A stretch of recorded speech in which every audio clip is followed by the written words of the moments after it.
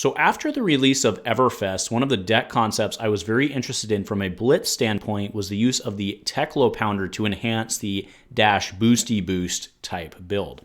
So alongside of my obvious love of Kassai, this is one of the decks that I've really focused in on, and the deck has evolved from that original video that we made. So in today's video, I just wanted to revisit that, go over my current list, talk about some things I've learned, and why I'm really loving this deck right now for Blitz.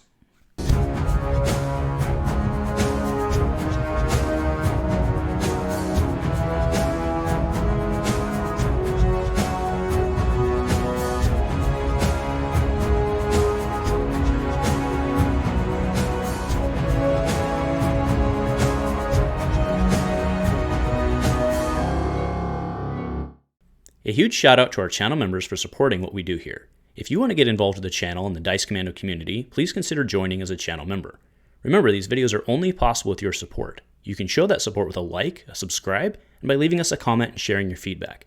Community first, and go Commando. Hey there, Flesh and Blood folks. Welcome back to Dice Commando and Go Again, a fabulous cast. Thank you very much for tuning in and joining me today for a revisit of a cast we did kind of at the beginning of Everfest, where I was really posing the question is the Teklo Pounder better than the Hyperdriver for the DashBoosty Boost Blitz build? I think the answer is yes at this point, right? So I am revisiting that original list today and wanted to kind of update with some things I've learned, as well as how that list itself has evolved, hence the title for tonight's DashPound Boost Evolved. So before we get started, and we actually will be using them today, I do want to remind everyone we are sponsored here by our friends over at FabDB. I want to thank them for sponsoring us here, as well as being the one-stop shop for Flesh and Blood online, everything we need. Collection management, you can go over there when you're there. Check out other people's decks, get some deck ideas from everything going on, be it skirmish, be it prepping for all of the upcoming competitive stuff. A great resource over there, and make sure to consider upgrading your account to unlock additional features.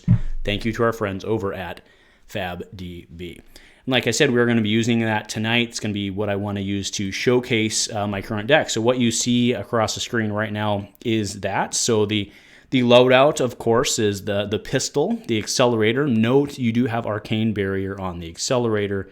That's very important. And one thing you'll notice on there that I've actually added is the Arcane Lantern. You're like, well, the pistol's a two-handed. Why are you running the Arcane Lantern? Because in certain matchups, you actually don't end up using the pistol because you need money, right? You need pitch to use the pistol, and a lot of times you're going to be spending that in that matchup. You won't actually get the pistol off, right? You'll be boosty boost, attack. You won't actually get your pistol off. So I found that we're in the Wizard matchup only, right? Not a Runeblade matchup, but in the Wizard matchup only, I actually run the Arcane Lantern. I know it sounds crazy, but that's what I've been doing, and it seems to work. Try it out. Let me know what you think. Seems to work. So yeah, let me know. So we have the Goliath gauntlets. That's for an obvious that is a must, right? We're not running gloves, no run gloves, run the gauntlet. That's a nice play to finish out, which we'll talk about some cards in a second. We have the Null Rune Hood, and then we have the Teklo Foundry Heart. I do want to point out a budget option. If you do not have the Teklo Foundry Heart, the Vest of the First Fist is the absolute correct choice in this. You could make the argument for some of these plays that you could go with the bracers, but I think Vest of the First Fist is the right way to go, because most of the time, if you're doing what you want to do, you're going to be able to hit anyway. So I believe that's the First Fist to be the right play. If you want, you could go with the cross strap. Either way for that, two. But remember, you want to pop, if you are going with the cross strap, you want to pop that before you do all your stuff, because several of these want to be on the same chain, and you don't want to break your chain, right? So just advice out there. So Teklo Foundry Heart, number one. Vest, I think, is the right play, but I could see the argument for cross strap. So you test it and you do you based on how you like to play in your personal play style. Okay, so a little bit of flexibility there. Right, so now going into the bulk of the deck. Now you will notice some small changes from the first time that we went through this. Okay, so we have 4 high-speed impacts, nothing, not cracking any eggs there, right? We're going red and blue there. We're going 1 locked and loaded, just 1 locked and loaded. That is one of the changes we've made. You guys recall, I was heavy in rotary ram and locked and loaded. I've actually dialed back on that. We've gone heavier into max velocity just because, hitting for 12, that plus the gauntlets has been really good. Then we move into 2 payloads. Payload is the closer, right? I did not realize how good payload was until I got a lot of reps with it. Being able to go boost attack, most of the time one of those is going to end up being a T-bone to suck up equipment into a payload to dominate them out with less equipment is just freaking backbreaking, right? That is what will close you out. Because a lot of times it's pretty easy in Blitz with the way that we're going to play this to get them down to a couple health. And they think that they're going to be able to maybe block out, or not necessarily block out, but they're going to be able to block, swing back, something like that, take minimal damage. And you come in with a payload. And remember, payload's a 2. You can actually save your gauntlets. That's a lot of times how it is working out. Because if you can't get the max velocity to work, you want to save your gauntlet for payload. Remember, you have to pop it first, so somebody's going to know something's coming, right? But there's not a lot they can do about it if you can suck up with some equipment with payload. With T-bone before your payload. All right, we have rotary ram, red and blue. That does recycle. The rest of the deck's pretty straightforward, right? You've got your 24 cards in your full rainbow zippers, your full rainbow T-bones, your full rainbow throttles, your full rainbow 0 to 60s. Not cracking any eggs there. I have shifted over to 2 magnetic shockwaves. That also helps. I like to use it early, actually, if you get it. So first it's a blue, which helps. But if you do get it early, like turn 1, turn 2, sometimes there's actually an argument to be made for... we'll talk about Teclo... Well, just a reminder on Teclo Pounder. I know we talked a lot about it before, but you don't have an option. It's the first boost, right? So it's not, I can trigger Teclo Pounder. It does trigger, right? So you have to be careful with what you throw first. So to that end, sometimes with magnetic shockwave, you want to do like maybe a throttle into magnetic and use a lot more cards in your hand instead of burning a bunch of cards off your deck. It's just about chewing equipment, right? So it's either a blue and you have it as a resource and you use it as a pitch card, or you can set something up where you try to chew equipment early when you don't necessarily have what you want, right? Like I said, so maybe throttle, your ideal play, right, is like a 0 to 60 T-bone with a 2 pitch into a max velocity or something like that, right? Or even a max velocity with a 3 pitch and then you pop your accelerator into a pistol shot, something like that, right? A ton, like that's your ideal play, just throw a buttload of damage. But that's not always going to work out. You have to set up for that a lot of time. So something like your throttle, which is your 2-drop, into another 2-drop to help you kind of put some cards that you don't necessarily need on the bottom of your deck.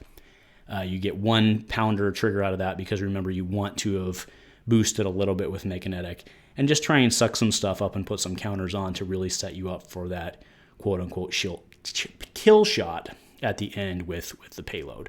Max velocity is really just your... max velocity is not really a kill shot in those special terms because you'll use it whenever you get it, right? So anyway, that's the deck. Obviously, I didn't call it Teclo Pounder because that went without saying because that was kind of the point of the deck. But it's just a Blitz deck. There's only 40 cards in it. There's no sideboarding, so it basically just needs to be built for what you want to do. It's pretty clear here. I do want to say in certain matchups like Kassai, especially also some Guardian matchups, it's very clear that you're not going to win in your 3 turns. And that's really where, payload has really come in, is trying to, because they have the equipment, you're not going to necessarily win in 3 turns, and they're still going to be clapping back for a fair amount of damage during that time. So you really want to make sure that you have something that can still help you kind of get over the top of the end. And that's where payload fits in. That's also where the rotary rams fit in, is they help you get a little bit of extra damage in without as much card consumption, which is very important to the, going beyond 4 to 5 turns. Because once you lose your pounder and you lose that +2 on the front end, that's kind of a card equivalency almost, right? So it becomes, once you get past round 3, once you get past your 3rd boost round, I should say, it does become harder to get done what you want, and you have to start maybe relying on a little more pistol. Obviously, in those more fatigue matches, I found that, trying to set up your pistol shot versus consuming 2 cards, right? Because remember, if you're boosting, you're using up, well, I guess it would be your last one, so maybe it's just 1 card in that case. Fair enough.